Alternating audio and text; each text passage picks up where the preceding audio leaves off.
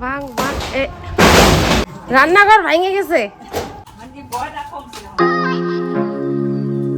Hello friends, good morning. তো কয়েকদিন ধরেই মাঝে মধ্যেই আমাদের এখানে অল্প স্বল্প করে একটু একটু করে ঝড় হচ্ছে। আর আমাদের এখানে একটা বিপদ হয়েছে। বিপদটা হলো আমাদের অনেক পুরনো একটা পেঁপে গাছ রয়েছে, যেটা আছে আমাদের রান্নাঘরের একদম কোনায়। রান্নাঘরটা করার অনেক দিন আগের থেকেই সেখানে পেঁপে গাছটা রয়েছে। মুশকিলটা হয়েছে কারেন্টের খুঁটির সাথে। দেখো, কারেন্টের তারের ভিতর দিয়ে পেঁপে গাছের একটা নতুন ডাল এমন করে উঠেছিল, সেটা এখন আমাদের কাছে বিপদ হয়ে দাঁড়িয়েছে। কখনো যদি ঝড়ে পড়ে যায়, একেবারে গোটা বাড়ি সুদ্ধার লোক একেবারে ডেড হয়ে যাব যাকে বলে। কয়েকদিন আগে ওর মাথাটা কাটা হয়েছে, ভাবছি শুকোতে শুকোতে হয়তো মরেই যাবে, কিন্তু দেখছি না, গাছটা তো মরছেই না, ডালটাও মরছে না। তো বাড়ির লাইনটা বন্ধ করে বড় একটা কাঠের মধ্যে দাও বেঁধে নিয়ে সেটা আস্তে আস্তে করে কাটতে লাগলো।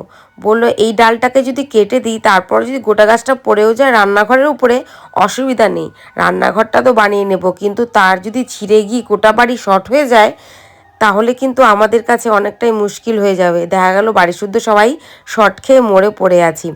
বড়ই জন্য আস্তে আস্তে করে কষ্ট হচ্ছিল, তবুও না, কষ্ট করলে কি, গাছটা তো আজকে কাটতেই হবে। দেখো শেষমেশ সেই ডালটাকে কাটলো, একটু নিশ্চিন্ত হলাম।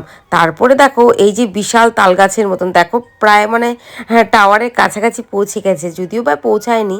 আমরা কিন্তু খুবই ভয় পাচ্ছিলাম। বরকে বললাম তারটাকে খুলে দাও, এটা হলো আমাদের গোয়াল ঘরের তার, কারণ সব ছিঁড়ে টিড়ে একেবারে পড়বে।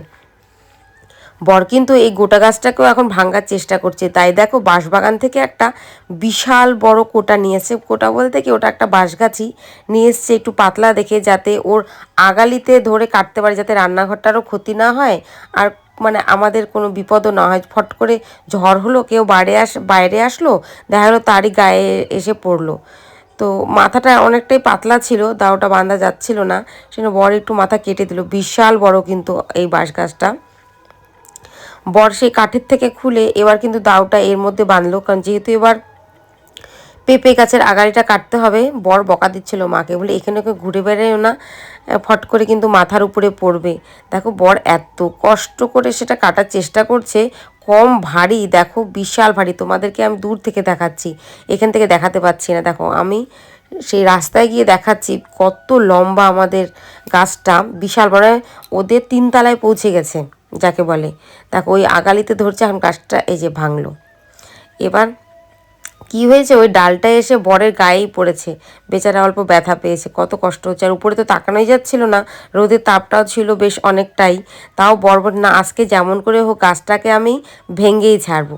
বর এবার আগালিতে ভালো করে নিয়ে এই গাছটাকে ভাঙার চেষ্টা করলো। গাছটা কিন্তু অনেক শক্ত যাকে বলে, বরের অনেক কষ্ট হয়েছে। কত দিন কত লোককে বলেছি, এর আগে কারেন্টের লোকও এসেছিল, যে বললাম টাকা দেবো কেটে দাও, তারপরে না আমরা শক্ত গাছে উঠি, আমরা পেঁপে গাছে উঠতে পারবো না। দেখো ফাইনালি গাছটা ভাঙলো। এবার তোমাদের পরিণতি দেখাচ্ছি কি হয়েছে। দেখো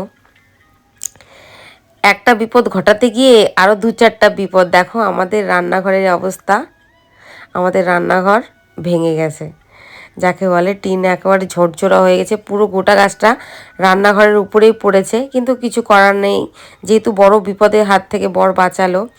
যে অর্ধেকটা ভেঙে একেবারে রান্নাঘরের উপরেই পড়েছে। এতটুকুর জন্য আর রিক্স হবে না, আস্তে আস্তে কেটে দেওয়া যাবে। দেখো পড়ে কয় টুকরো হয়ে পড়েছে, এটা যদি কারো গায়ে পড়তো তাহলে কি হতো। কতগুলো টুকরো হয়েছে দেখো পেঁপে গাছটার। আর কি শক্ত, বাপরে বাপ, মনে হচ্ছিল কি শুকুলে কাঠ জ্বালানি হিসেবে ব্যবহার করা যাবে। নিচটা অনেকটা ফেটে গেছে, তবুও গাছটা মরে আর না। এদিকে যাই হোক, ক্ষতি একটা হলো, কিন্তু অনেক বড় একটা বিপদের হাত থেকে বাঁচলাম। কয়েকদিন আগে বাড়িতে মিস্ত্রি এসেছিলো, তাকেও বললাম যে গাছটা আমাদের কেটে দাও, কেউ কোনো রকম কথা শুনতে চায় না। এই যে বৈশাখ মাস চলে আসছে, আর জানোই তো বৈশাখ মাস মানেই কালবৈশাখী। কালবৈশাখী ঝড়ে কোথাকার টিন যে কোথায় যায়, আর কোথাকার গাছ যে কোথায় যায়, সেটা তোমরা জানোই। তো বর এবার টিনটাকে একটু ঠিক করছিল বাড়ি মেরে মেরে, কিন্তু এটা আর ঠিক হবে না, কারণ টিনের নিচে যে চৌকাঠটা ওইটাই ভেঙে গেছে, তো ওটা আর কি করে ঠিক হবে। তো বর বললো ঠিক আছে, কয়েকদিন পরে এই রান্নাঘরটাকেও ঠিক করে দেবো, কারণ বৃষ্টির দিন তো ঠিক করতেই হবে, না হলে তো আমাদের আবার বিপদ হয়ে যাবে। কারণ এখানে আমাদের রান্নাবাড়ি হয়, গরুর জন্য দানা জাল দিই। রান্নাবাড়িটা ঘরে হলো, গরু জন্য তো দানার জাল দিতেই হয় দুবেলা। দেখো কত বড় বড় বর শেষমেশ বাহুবলীর মতন পেঁপে গাছগুলো ফেলে দিয়ে আসলো।